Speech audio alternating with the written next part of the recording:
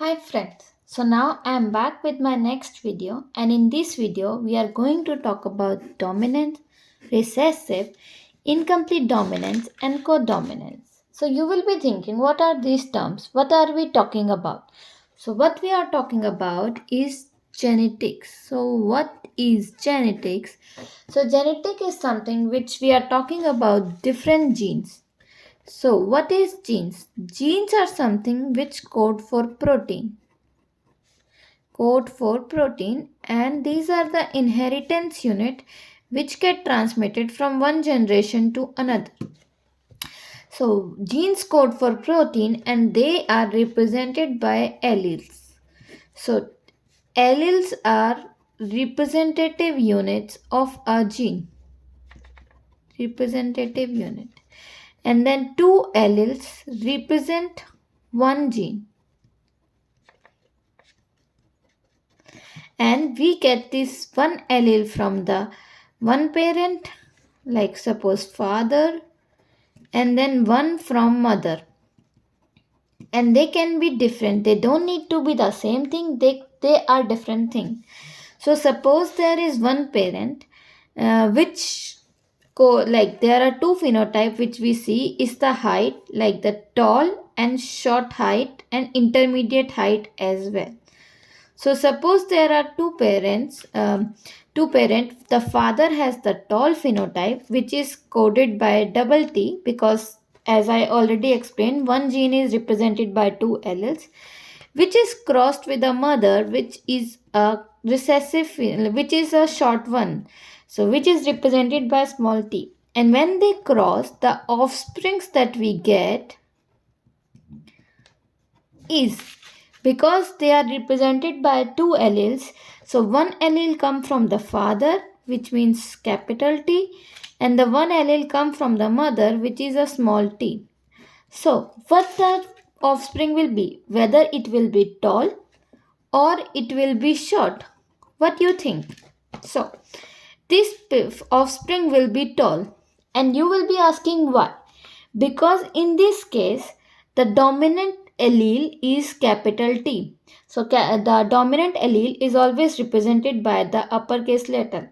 So dominant allele is something which hides the expression of the another one. So in this case, the tall allele is hiding the expression of the short one, and the offspring that we get is the tall one.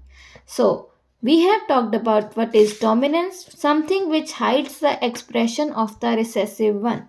Like in this case, the tall allele hides the expression of the short allele.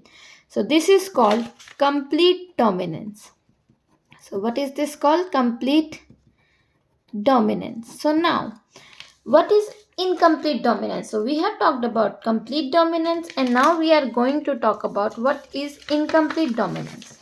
So as the name suggests, incomplete dominance is something which is not complete, which means it is not fully dominant. So there is something missing. Suppose a flower which is one parent is expressed by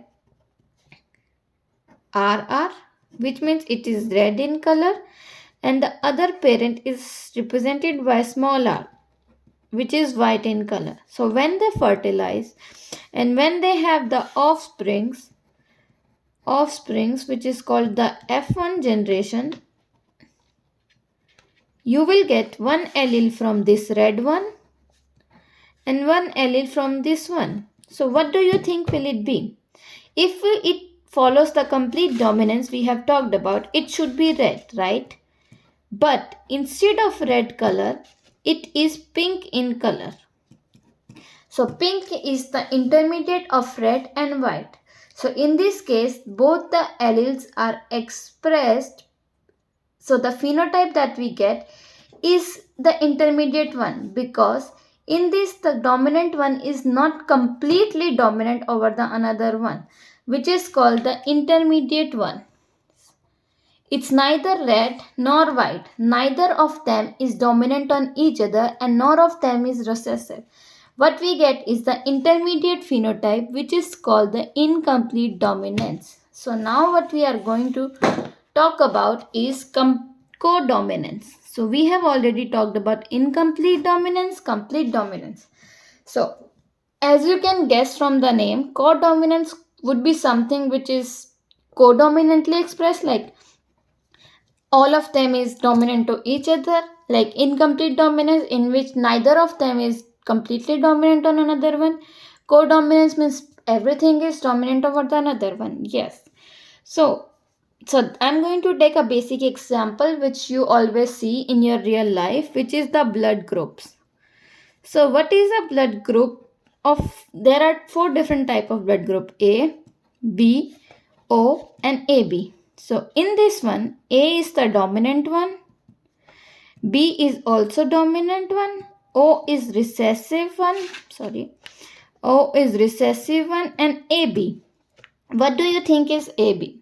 So if you know, if someone has a allele for the blood group A and O, because A is dominant over O, so the blood group is A. Same with B, because B is dominant over O, so what we get is B. O, the person will have O blood group only when both the alleles are, then only the person will have the blood group O. But what is the case with AB? So AB will happen because A and B both are dominant one. So when a person gets the allele A from the father or the mother and B from the other parents, and the blood group of that person will be AB.